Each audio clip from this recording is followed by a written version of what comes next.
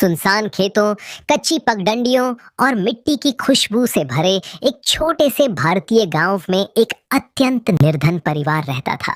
उस परिवार में थे रघुनाथ, उसकी पत्नी गौरी और उसका बूढ़ा पिता बलदेव। उनका घर घर कम और टूटी हुई उम्मीदों का सहारा ज्यादा लगता था। मिट्टी की दीवारें, ऊपर से फूस की छत, बरसात में हर कोने से टपकता पानी और आंगन में बिखरी सूखी लकड़ियां, यही उनका संसार था। रघुनाथ सुबह सूरज निकलने से पहले शाम तक उसके हाथ में बस इतने पैसे आते कि घर में 2 वक्त का सूखा भोजन भी मुश्किल से बन पाता। उसकी पत्नी गौरी भी कम दुखी नहीं थी। वह घर घर जाकर बर्तन मांजती, कभी किसी के यहाँ अनाज बीनती तो कभी किसी के यहाँ चूल्हा फूंकती। लेकिन गरीबी जैसे इस परिवार के पीछे पड़ी हुई थी और इस परिवार का सबसे शांत लेकिन सबसे पीड़ित सदस्य था। पर बरकत नहीं है। कहीं ना कहीं कोई ऐसी बात है जो लक्ष्मी को हमसे दूर रखे हुए है। रघुनाथ थका हुआ था। उसने झुंझलाकर कहा, बाबा, बरकत गरीबों के घर कहाँ आती है। बरकत तो उन्हीं के यहाँ रहती है जिनके पास पहले से बहुत कुछ हो। बलदेव ने गहरी सांस ली। उसे लगा कि बेटे के दिल में थकान के साथ साथ निराशा और कटुता भी घर कर चुकी है।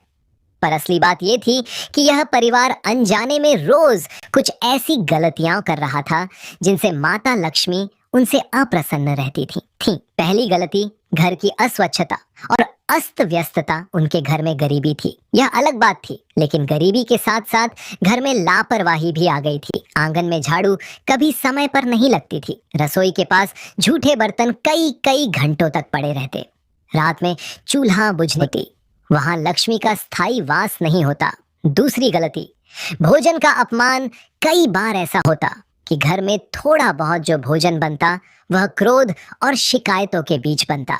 रघुनाथ कभी थाली देखते ही कह देता, बस इतना ही, इससे क्या होगा, और गुस्से में कभी कभी रोटी का टुकड़ा यूं ही फेंक देता। बूढ़ा बलदेव हर बार दुखी होकर कहता, बेटा, अन्न देवता का अपमान मत किया कर। पर रघुनाथ के मन में बस दुख और अभाव का धुआं भरा ढलता। उस समय घर में शांति की जगह तनाव और झगड़ा भर जाता। गौरी कहती, मैं भी दिन भर खटती हूँ, फिर भी तुम मुझे ही दोष देते हो। रघुनाथ कहता, मैं क्या मजे कर रहा हूँ, मेरी भी हड्डियां टूट जाती हैं। और इस सब के बीच बूढ़ा बलदेव खामोश बैठा रह जाता। गांव के मंदिर के पंडित शिवानंद जी अक्सर कहते थे, संध्या का समय देवताओं का समय होता है। इस समय दीपक जलाओ, ईश्वर का स्मरण करो, झगड़ा मत करो। लेकिन रघुनाथ के घर में तो जैसे हर संध्या कलह की देवी उतर आती थी। चौथी गलती, अतिथि और जरूरतमंद की उपेक्षा। एक दोपहर की बात है।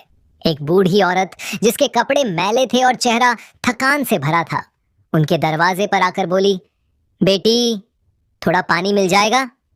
गौरी उस समय चूल्हे की चिंता और घर के कामों में उलझी हुई थी। उसने बिना देखे ही कह दिया,